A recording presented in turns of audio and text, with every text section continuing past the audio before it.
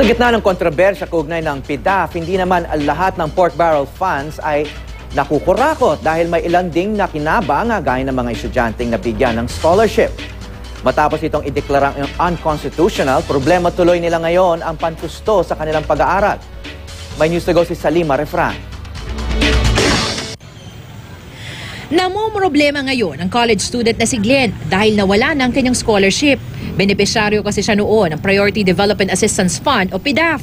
Simula pa lang daw ng semestre, marami ng gastusin at hindi niya alam kung saan kukuha ng karagdagang pondo para sa kanyang pag-aaral. Katumbas ng full tuition at allowance sa 5,000 pesos ang nakukuha ni Glenn mula sa isang kongresista. Maging sa mga libro at miscellaneous fee, wala na siyang binabayad.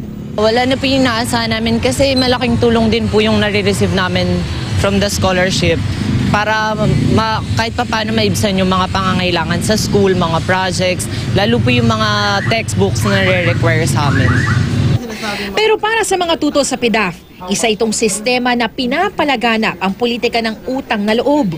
Ang problema kasi, ang gusto yatang mangyari sa sistemang ito, yung serbisyo kailangan nakakabit sa isang politiko, kailangan nakakabit sa isang nasa gobyerno o opisyal.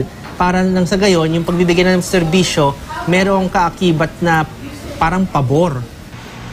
Tiniyak naman ng Commission on Higher Education na tutulungan nila mga dating scholars tulad ni Glenn. Yun nga lang, baka hanggang ngayong semestre na lamang.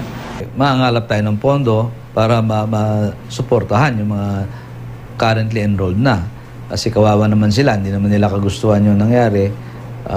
Unfortunately, wala sila makukuha ang suporta, no? Kung walang pondong pagkukunan. Bukod sa CHED, mayroong mga panukalang sinusulong sa Kamara para alalayan ang mga gaya ni Glenn. O di kaya naman ay tuldukan na ang taunang problemang ito ng mga estudyante. Kung maaprubahan ng House Bill 29 o ang Unified Scholarship Grant Act ni Representative Raul Del Mar, ang mga estudyanteng tulad ni Glenn, isang beses na lamang mag-a-apply ng scholarship sa isang bubuing opisina. Sa kasalukuyang sistema kasi, maraming scholarship ang gobyerno, pero sa hiwa-hiwalay na sangay ng gobyerno, kaya pahirapan ang paghagilap at pag-apply sa mga ito. Pero hanggang di pa naisa sa batas ang panukala, kailangan muna magkahanap si Glenn ng ibang scholarship o pagkukunan ng perang pangmatrikula. Sa karanasan ni Glenn, malinaw na hindi lamang siyang kailangan mag-aral, kundi maging ang pamahalaan para mapapabuti ang kalidad ng edukasyon sa bansa at para matatamasa ito ng hindi lang ng iilan. Salima Refran, GMA News.